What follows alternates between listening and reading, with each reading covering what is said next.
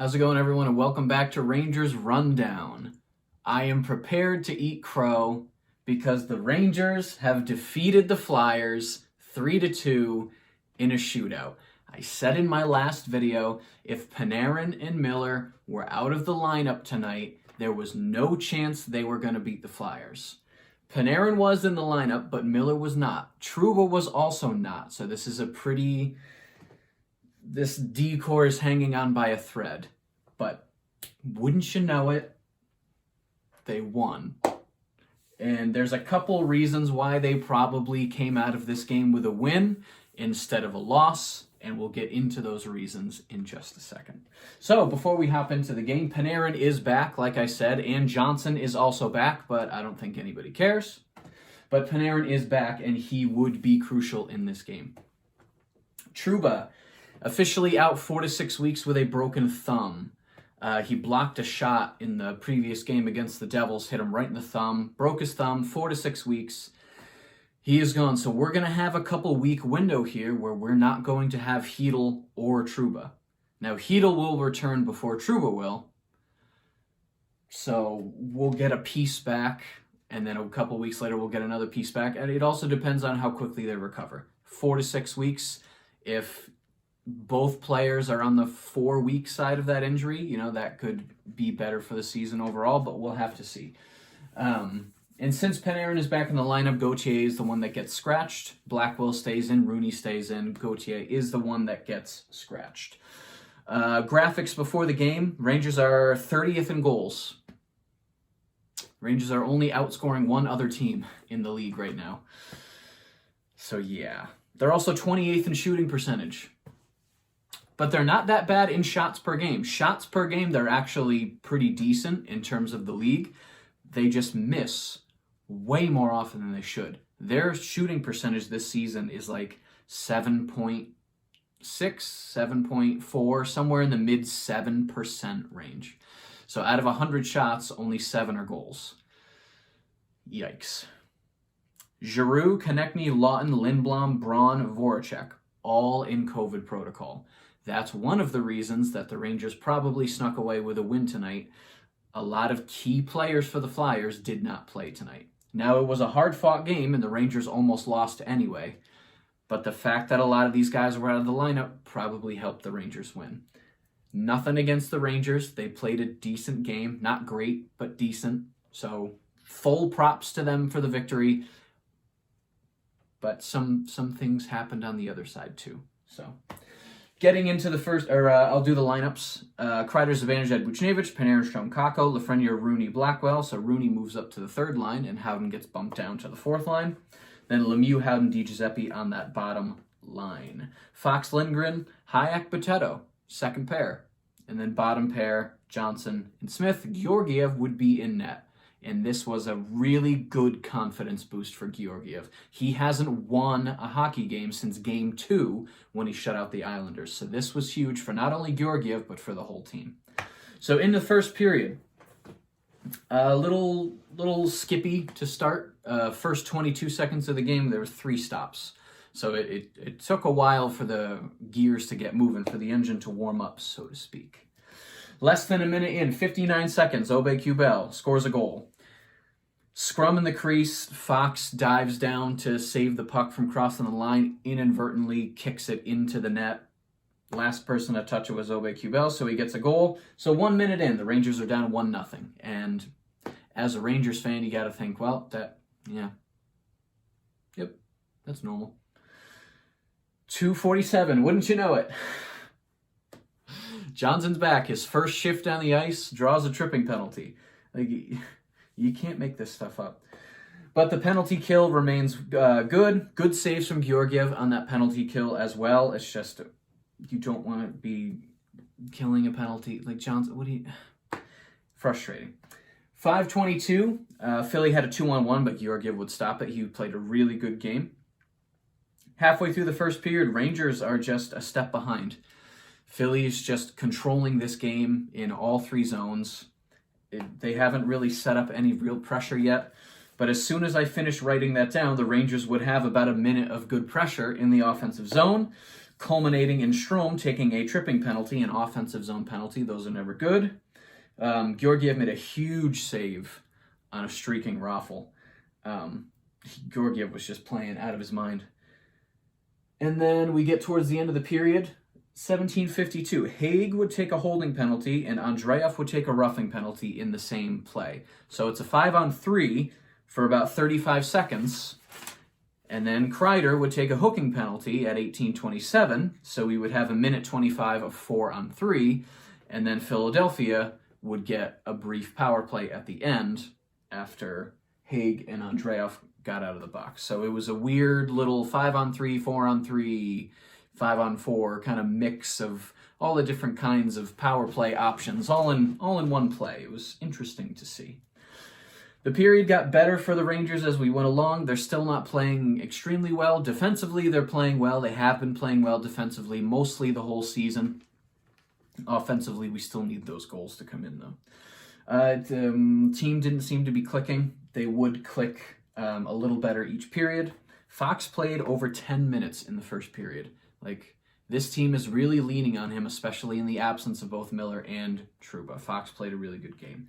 Second period, Rangers kill off that short little penalty. 1:28, Hayes takes a tripping penalty.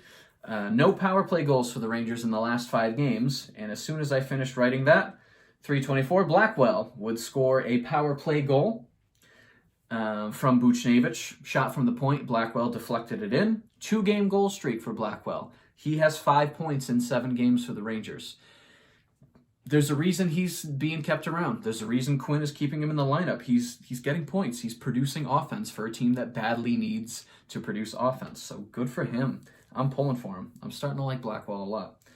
Georgiev made a couple of great saves in the minutes after that goal, so the Flyers pushed after the Rangers scored that power play goal. 7:14, Kakko takes a hooking penalty, but the penalty kills 4 for 4 in the game so far, and they would kill that penalty off as well. Kakko has a good chance joining the rush right out of the box. It looked like it was going to go in, but Hart played a really good game as well. He's a really good young goalie in this league, and he showed it tonight. Not in the shootout, but the rest of the game. Yes. 11:32, Haig would take a high sticking penalty. Zibanejad was not on the top unit, and he was kind of barely on the second unit. He only played about 10 seconds on that power play. The ice cold streak that he's on is starting to affect Quinn's confidence in him a little bit, I bet. Whether or not you agree with that decision is another conversation we can have. With about 5 minutes left in the period, there was about 75 seconds of sustained pressure for Philly in the offensive zone for them. I was getting nervous. But at 16:41, Buchnevich was slashed on a breakaway, and he would get a penalty shot. First one for the Rangers this season. He made moves. Hart didn't bite, though, so good for him. 18:30, Strome takes a slashing penalty. 10 seconds prior, he had a great shot. He had a great chance on net, but then he takes another dumb penalty. Killed off the power play. 30-second spillage into the third period. This was a way better period for the Rangers. They're starting to gel a little bit better, starting to get, it's injuries all over the place. It's kind of a new lineup every night with these people out of the lineup, so it takes them a period or two to kind of gel into that. And as long as they don't let up a lot of goals in the first period, they have a shot to get themselves back into it once the lines kind of settle in. But we get to the third period, they kill off the short power play. Penalty kills 5 for 5. And then not really much happened in the third period of significance. The only things I have written are the 2 goals that were scored. Both teams had their chances. It was back and forth. It was fun to watch. Nothing significant. 8:11, Smith scores a goal, his first of the season. It was a beautiful pass, cross crease from Panarin. It was a backhand cross crease pass. Smith had a wide open net. It was really nice to see. And although Smith has his deficiencies as a player, I do like him as a player way more than Johnson. So it was nice to see Smith score a goal. Doing a good job for most of the rest of this period, the next 10 minutes, of limiting chances for Philly. Philly is a team that doesn't shoot a lot. They don't shoot a lot. Tonight, they only had 22 shots on goal in a game that went through overtime.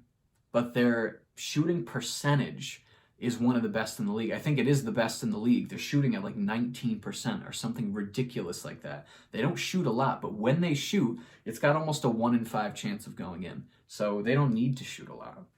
But Rangers were doing a good job limiting those chances. Boteto is seeing more ice time tonight, which I thought was good.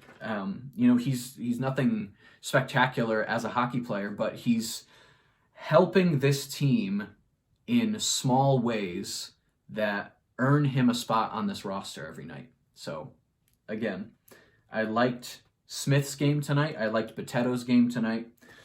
The D-core, even though it's fragmented, showed that it has some gas left in the tank right now. It was good to see. Flyers pull goalie with 2.5 minutes left.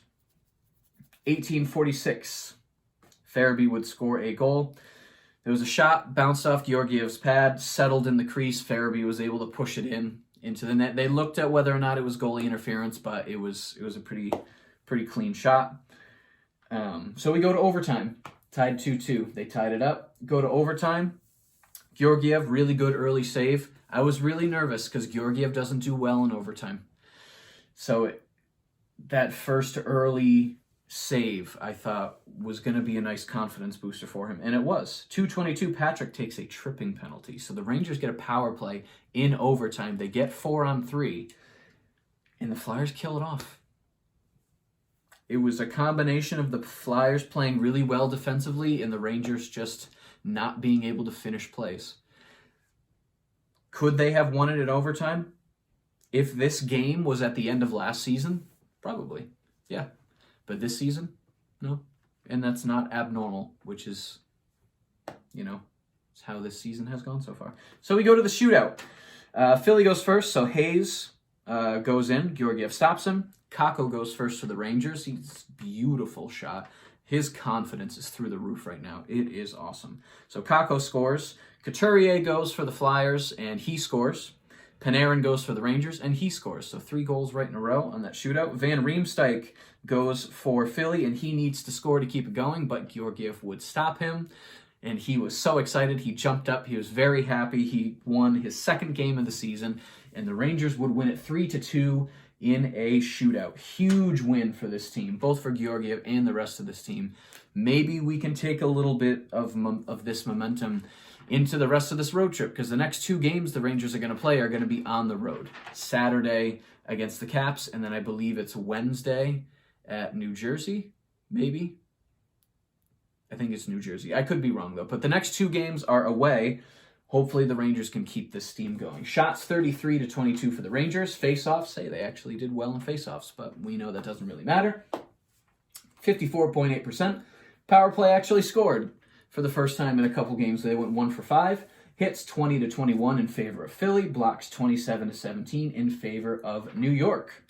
The trivia question of the evening. Who is the Rangers' all-time leading goal scorer against the Flyers? I'll give you a second.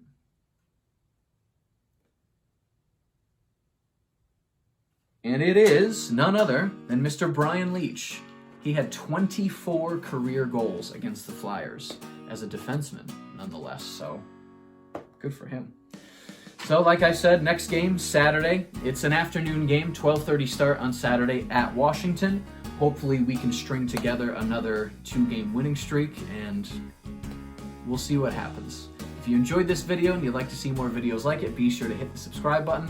Thank you so much for watching, and I will see you in the next rundown.